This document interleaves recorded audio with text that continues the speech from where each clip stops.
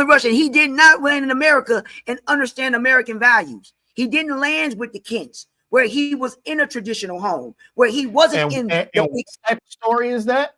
What type of story? Son, that's an Elseworld story. There you go. What is it's the same, and it's the thing that people get on my nerves when I bring up injustice. People get mad about injustice. I'm like, y'all get on my nerves with this saying that he is not incorruptible. It doesn't matter what type of the hero is. Anybody can get pushed to the brink. Anybody could. So my thing is that this is the things that people overlook when they come down to Injustice. I love Injustice. Injustice is one of my favorite series. Okay, by Tom Taylor. If y'all don't know, okay, that's one of my favorite series. Is Injustice. Oh, I got it. Okay, that's one of mine. Yeah. And I would tell y'all this: if y'all gonna watch Injustice, don't watch the animated film. You better just get the books. Because animated film, watch a playthrough of the games, bro. Like watch a full playthrough of the games. Oh yeah, in the game too. You can watch a full playthrough of the game, or you can read the book. Don't watch that animated movie because they chopped out so much of that. I looked when I watched that. I'm like, the animated movie was trash. Doing this, yeah. So, but anyway, back to Injustice is that what will make Cal crack? What will actually make him crack to the point? And everything that's in that book, especially in the beginning, a lot of people got mad about it because, well, that ain't Superman. No, think about it. Everybody is corruptible. Yes. If they're pushed, they will crack. All right. That's what they don't get. I don't mean to stop. Let me equate it to this way. Let's just say you're a brand new shiny cop. Far as they're concerned, you were in school, your grades top notch. You graduated from college, way up there, top tier. You became a detective. You rose in the ranks. You did all that. Those are the qualities that got you there. Now, what if you happen to get a case that's so personal or becomes so personal? Kidnapping of your family, maybe putting you on the clock. You got to do this. You got to do that. Perhaps one of your family members die in the course of that. You got a corruptible police system that's in your way. Prime, what are you going to do? You are going to get corrupted at some point. They got your family, do they not? If you are not getting help from the outside and you're getting resistance and they got your family, are you going to follow the book all the way through, just like when you first became a good cop? When you first got hired and when you became a detective? Are you going to still be that same guy? After what's happening to your family? This is the thing, is that it's human nature to eventually fall to corruption. And this is what I actually really enjoyed where Zach was taking his story. Because one of the things is obviously Kal-El Superman, Henry Cavill Superman, he's not a human. Okay. But the thing is, and when Charles was talking about him growing up human, him growing up with Martha, growing up in Kansas and all that, he has human values instilled in him, right? Anybody who has human values instilled in them can still fall to corruption. It's part of being human. And even though he is an alien from another planet, he still has human emotions, human feeling, human intellect, right? Right. He's based off of how he was raised. Based off of how he was raised. Martha and Paul Kent, those are my relatives up just to like a point. Yes, so, which is why, just like any other human, he could fall to corruption. He could fall to the dark side. Exactly. He could have on his own planet. Yes. This is what I'm saying. People think that because he's an alien, he's untouchable. Yeah. He's not untouchable. Just because he's an alien doesn't mean to some degree he's still flesh and blood, still got a brain, still got emotions, right? The only thing is the yellow sun makes him super powerful. That's literally the difference. That's it. Let me ask this question. If he had grown up on Krypton, like let's say General Zod, would he be able to fall to that style of corruption? Yeah, he would. Because and that's an excellent question. You think he would? Because I think it was him again having those human values that enable him to fall. Zod was already out of his mind once he got to Earth, right? Like exactly. That's what you would have gotten with Superman. But remember, what you see, here's the difference. You know what Cal's got going for him? Good old-fashioned homegrown alien, if that's what you want to call him. He was a natural birth. Yes. So think about it. Yes, that's right. Zod was programmed in a machine. As far as Zod is as far as we're concerned, he's like the Terminator. Unless you can reprogram him and to doing something else. Well, that's what I was going to hit on.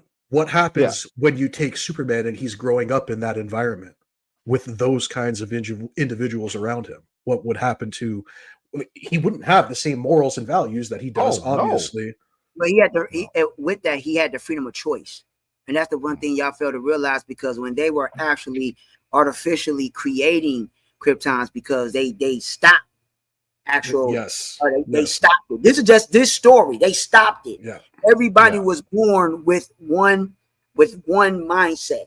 So if you was a mechanic, you was an architect, you was whatever, that's exactly what you were. What you did, and your mind was programmed that way. Which is why I try to tell people this leads all the way back to the killing Zod scene.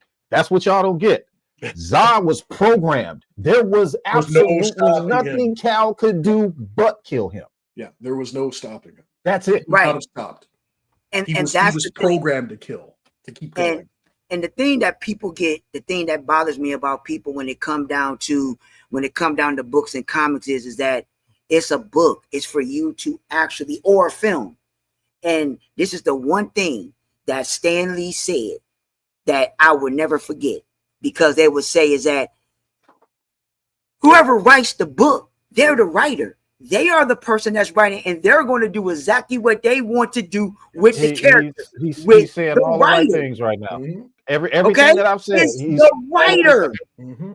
Okay? You can't do anything. It's the writer. All right? That's it. It's the writer.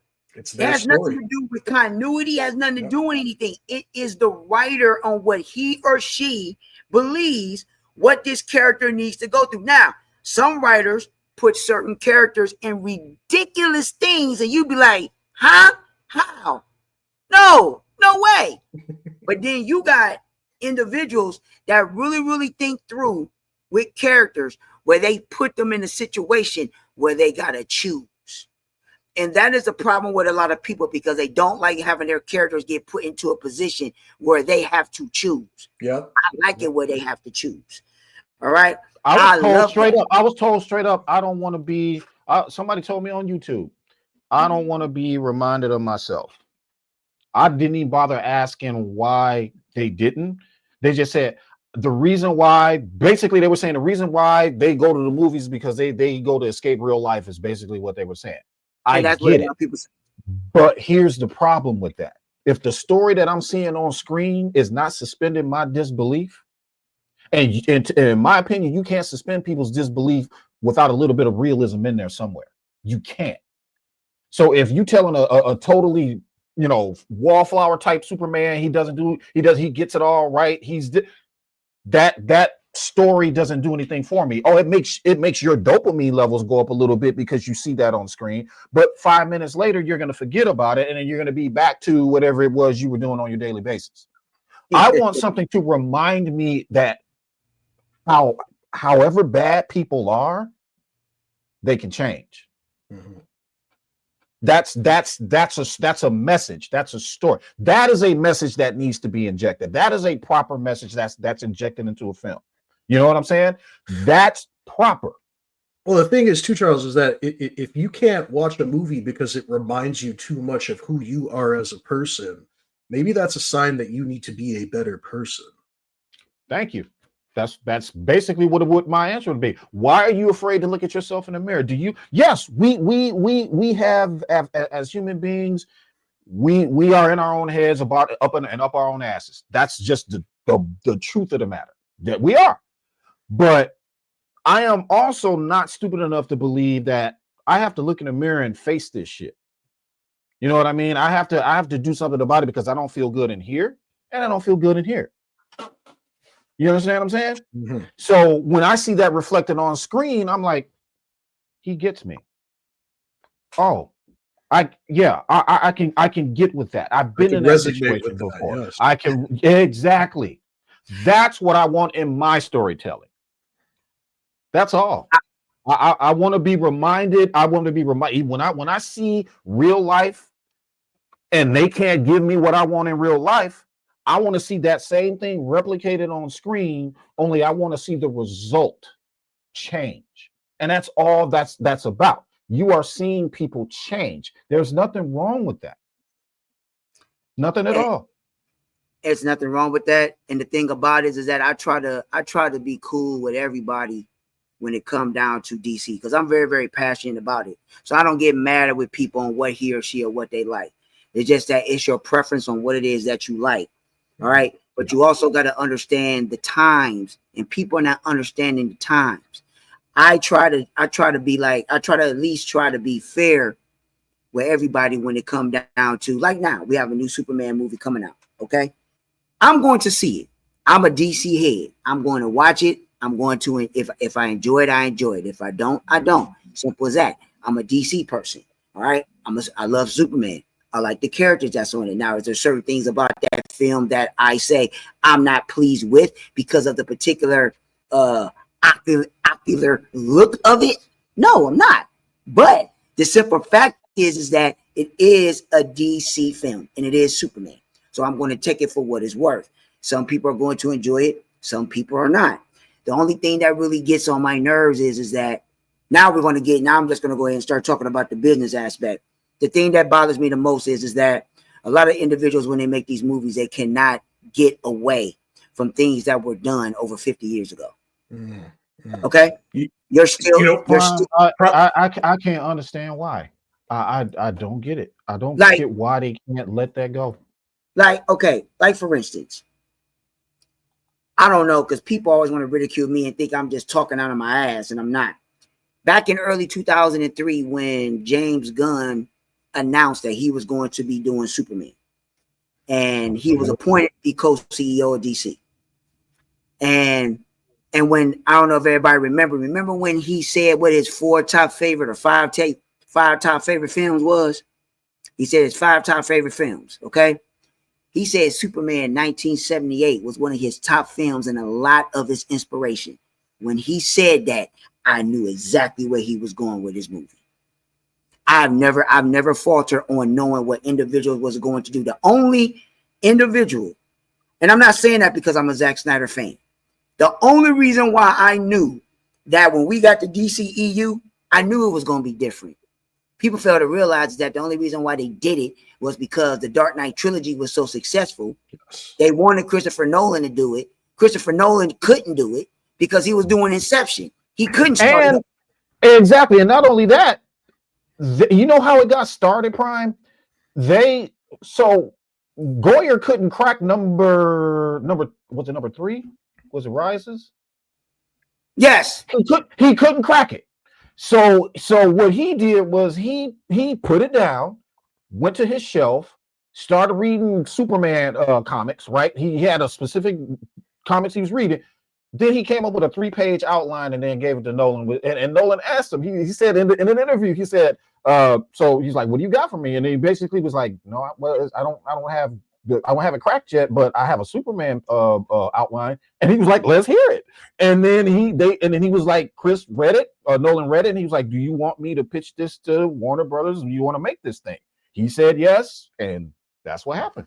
Mm-hmm. So, and that's how it happened, because before that even happened, because WB asked Nolan for him to do a Superman, and that's when that all transitioned. Yep. But then Nolan said, well, he was already writing and he was producing Inception. He was already in the works of doing that. Yep. So he couldn't do it. So that's the reason why Zach got brought in. When I knew that was happening, I knew what we was gonna get. We wasn't gonna get no campy shit. It was going to be grounded. we was going to get something. After seeing 300, I was like, and Watchmen kind of found out, and Watchmen, yeah. As soon as I already knew. I was like, oh man, yeah. So with Gun, I put this stuff out, and everybody got mad at me about it.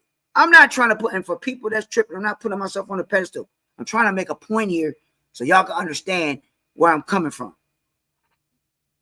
When Patty Jenkins, when she did Wonder Woman 2007, and she said that, and a lot of people have Superman 1978 Donner as their inspiration. Okay, a lot of people do. And you see a lot of people put it in there.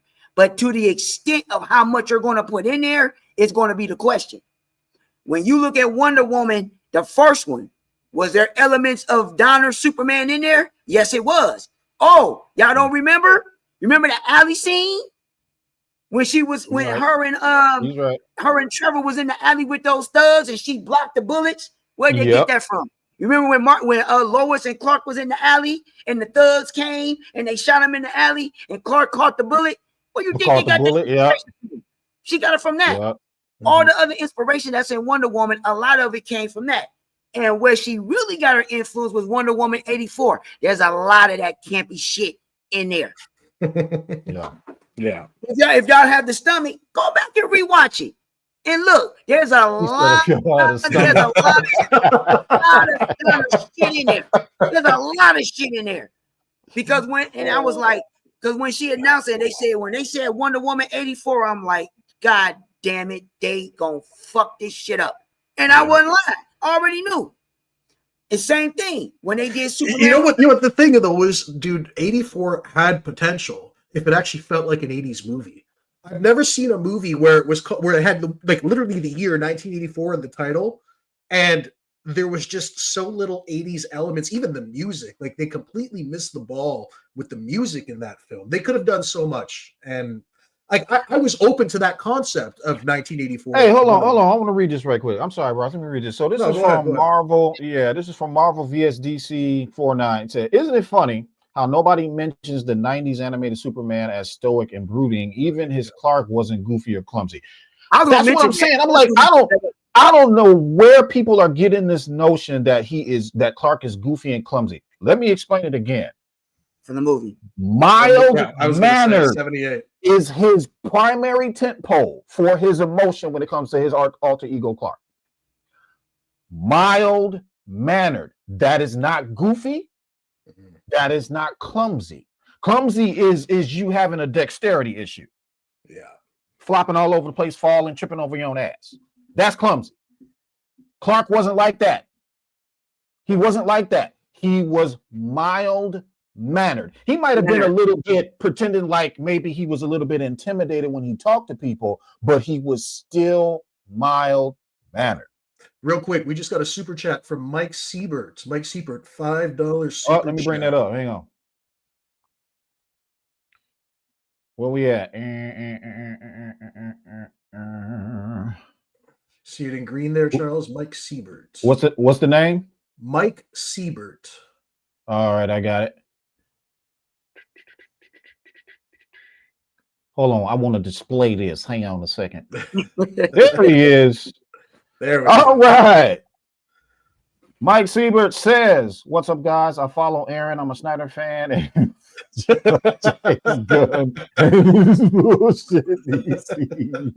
We're going to get into it.